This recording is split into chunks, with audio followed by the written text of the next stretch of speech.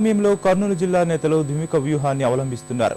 రాష్ట్రాన్ని సమైక్యంగా ఉంచని పక్షంలో గ్రేటర్ రాయలసీమ ఏర్పాటు చేయాలని డిమాండ్ చేస్తున్నారు. ఈ మేరకు కర్నూలు జిల్లాకు చెందిన కాంగ్రెస్ ఎమ్మెల్యేలు కేంద్ర మంత్రి కోట్ల సూర్యప్రకాష్ రెడ్డిని వెంటబెట్టుకుని పార్టీ రాష్ట్ర వ్యవహారాల పర్యవేక్షకుడు దిగ్విజయ్కు వినతిపత్రం ఇచ్చారు.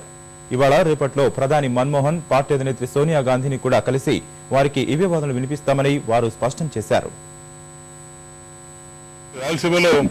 నీళ్ళ సమస్య ఎక్కువ ఉంది. ఇప్పుడుగా మేము తుంగభద్ర మీద ఆధారపడిన ప్రాంతాలను కూడా నీళ్ళకి ఇబ్బంది పడుతున్నాం.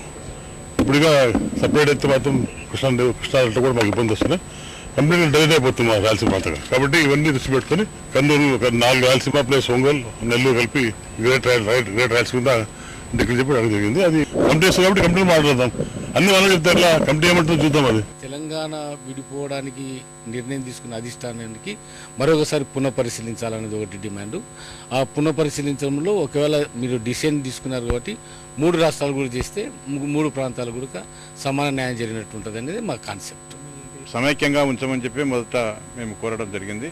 మరి అలా కాని పక్షంలో ఈ మా రాయలసీమ జిల్లాలతో పాటు నెల్లూరు అండ్ ప్రకాశం డిస్టిక్ను కూడా కలిపి గ్రేటర్ రాయలసీమ ఏర్పాటు చేయాలని చెప్పి మేము కోరడం జరిగింది. గతంలో కూడా మాకు రాజధానిగా ఉండింది కాబట్టి మాకు అక్కడ వనరులు కూడా ఉన్నాయి.